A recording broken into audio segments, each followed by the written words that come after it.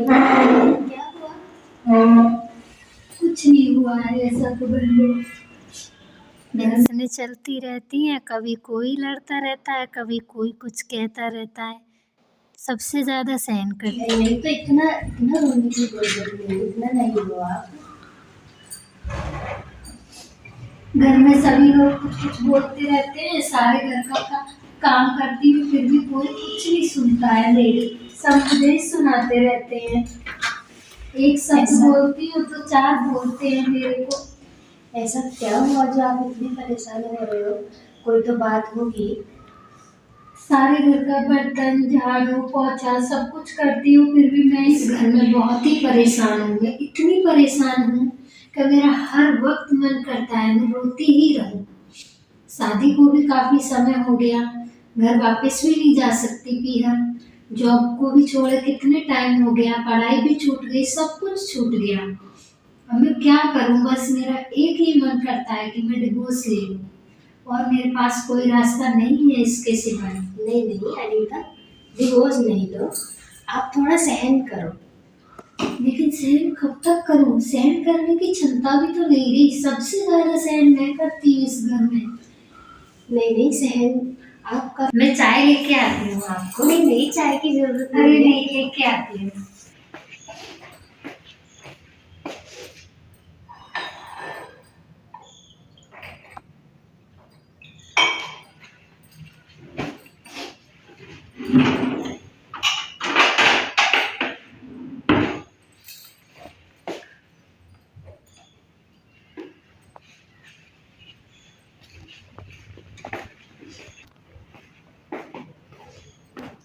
चाय नहीं ले, चाय की क्या जरूरत? अरे नहीं, ले लो।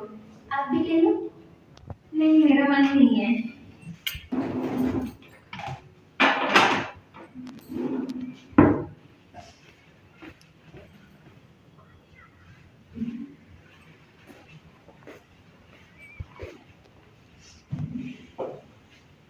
नहीं रोइए आप।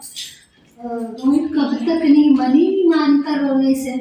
दुखी इतना है कि सबसे ज्यादा मुझे तो लगता है कि मुझे ही दुख है, इतना दुख किसी को नहीं है। लेकिन देखो सभी के संस्कार अलग अलग होते हैं, स्वभाव अलग अलग होता है। लेकिन आप मैं कुछ बात कहूँ आपसे तो आप बुरा तो नहीं मानोगी? नहीं, लेकिन ये बुढ़िया बहुत ही ज्यादा चंट है, कुछ कुछ बोलती ही रहती है, लेकिन कब तक नहीं बोलूंगी मैं, एक शब्द भी बोल दूं तो फिर हजार बोलती है मुझे। लेकिन आप उनका सहन करना सीखो। देखो घर में ऐसा तो होते हैं ना, सास बोलती है ऐसा, लेकिन आप उनको डीपली समझो, वो क्या चाहती हैं तुमसे। नहीं ऐसा तो नहीं है, मान लो आप फोन पे हमेशा लगी रहती हो, पहली बात तो आप फोन चलाना थोड़ा कम करो। हाँ, ये बात तो है कि थोड़ा मैं दुखी होती हूँ तो अपनी सहेलियों को अपने पीहर फोन करती हूँ, थोड़ा कुछ कुछ बता भी देती हूँ, ऐसा तो मैं करती हूँ। लेकिन पहली बात तो आप किसी से मतलब अपने घर की बात ना कहा करो, है ना? अपने घर की बात बाहर नहीं कहते। और पहली बात तो पीहर से या सहेली का किसी का भी फोन आता है तो आप उनका आया हुआ फोन अटेंड करो, लेकिन अपनी तरफ से नहीं करो, है ना? थोड़ा कम इसी इसी नियम से काम कर सकते हो आप। और जब आप फोन चलाना कम कर दोगे तो सास को भी लगेगा।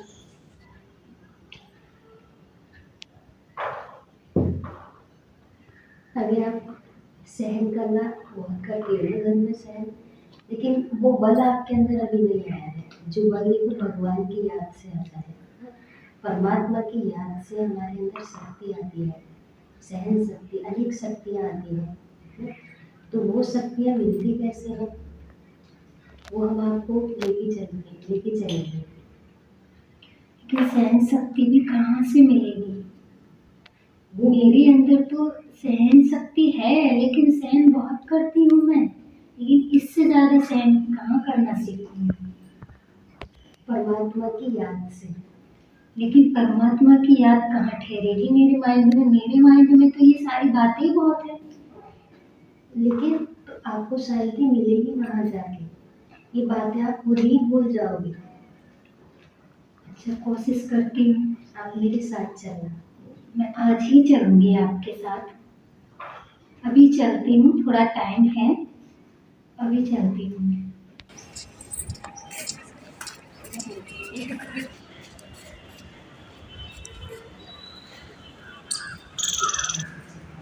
देखो ये है बाबा का घर। अच्छा। यहाँ बहुत शांति मिलती है। आओ अंदर आओ। देखो ये है मेडिटेशन रूम। यहाँ हम बाबा को याद करते हैं, यहाँ बैठ के यहाँ बहुत शांति मिलती है। आप अपने दिल की बातें सब बाबा को बता सकते हैं, है ना, और एकदम हल्के हो सकते हैं। आओ बैठो।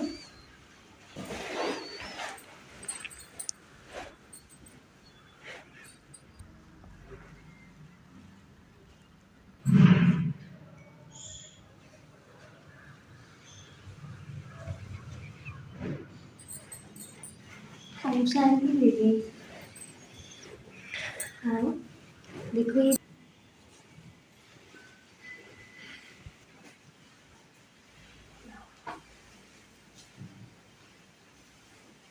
आओ बैठो।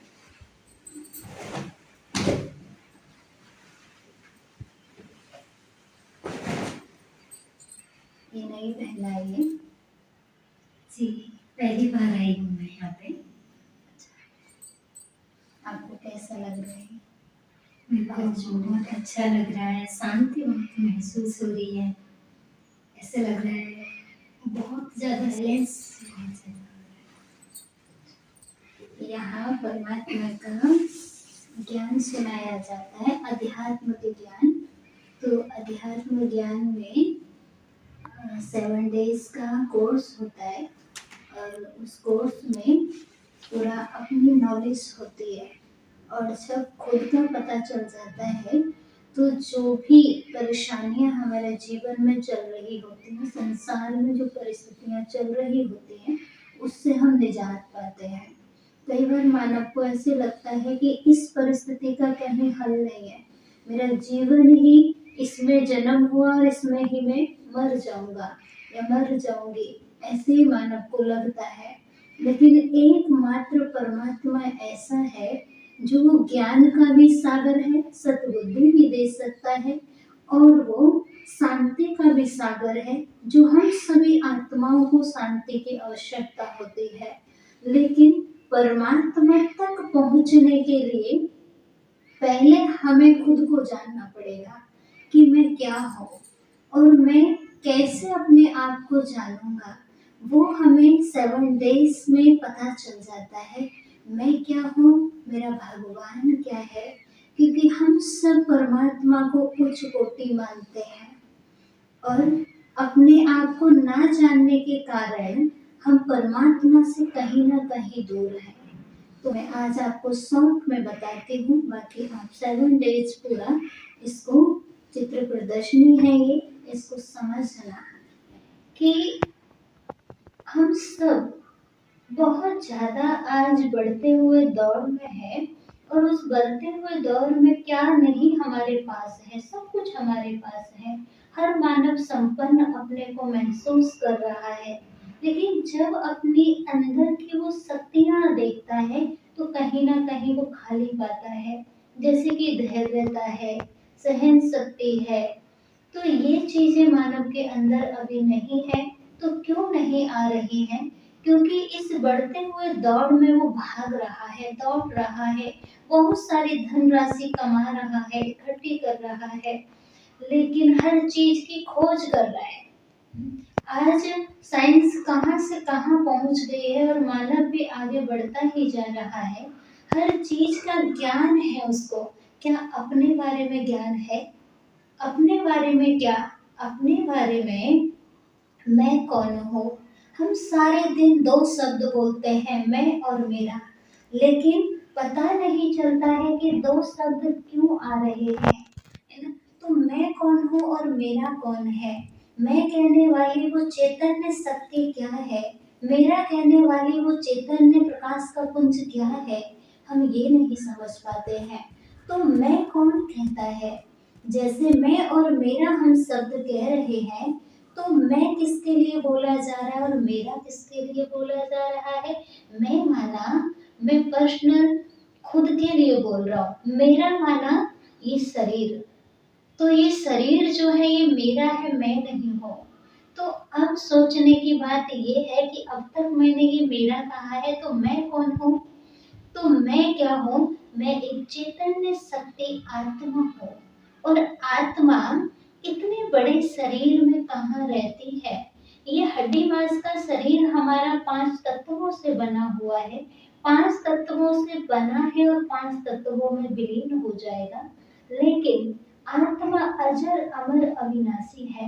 आत्मा को जल भिगो नहीं सकता है, आग जला नहीं सकती है। माना 5 तत्व आत्मा को घातक नहीं पहुंचा सकते हैं। आत्मा अजर अमर अविनाशी है। तो जो मैं कहने वाली चैतन्य शक्ति है वो अपने आप को मैं कहती है और इस शरीर को मेरा कहती है। और हम आत्मा इस शरीर में प्रकृति के बीच में निवास करते हैं। जैसे कि एक गाड़ी में ड्राइवर होता है तो वो ड्राइविंग सीट पर बैठकर पूरी गाड़ी को ड्राइव करता है। और वहाँ सब कुछ होता है, स्टेयरिंग भी होता है, क्लच भी होती है, ब्रेक भी होता है, सब कुछ होता है। तब जाके वो गाड़ी को कंट्रोल कर पाता है। लेकिन वो बैठेगा ड्राइविंग सीट पे ही। तो ऐसे ही हम आत्माएं भी इस शरीर में हमारे लिए एक ड्राइविंग सीट है। हमारी ड्राइविंग सीट है मस्तिष्क। आत्मा भ्रुकुटी के बीच में निवास करती है। लेकिन हम आत्मा को महसूस कैसे करेंगे कि आत्मा भ्रुकुटी के बीच है? जब हम प्रैक्टिस करेंगे तो रियलाइज हो जाएगा आत्मा हो, शरीर नहीं। जब शरीर को हम भूल जाते हैं और मेडिटेशन कराया जाएगा और मेडिटेशन में आपको वो शक्तियाँ प्राप्त होती हैं, उस परमात्मा से आप मिलते हो तो सारी शक्तियाँ आपके अंदर आती हैं। चलो मैं 2 मिनट का मेडिटेशन आज भी आपको कराती हूँ। होकर महसूस करना।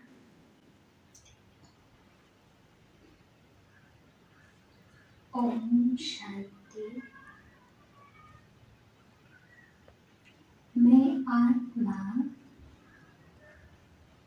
शांत स्वरूप हूँ। प्रकृति के बीच चमकता हुआ अजब सितारा हूँ।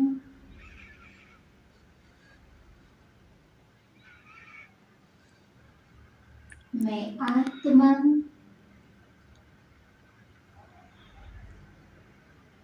इस शरीर से अलग हूँ।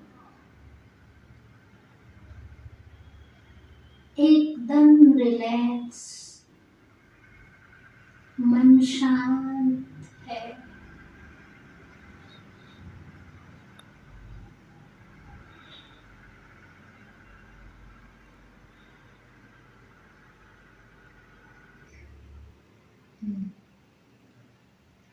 यहाँ पे आके मुझे बहुत अच्छा लगा, बहुत शांति महसूस हुई।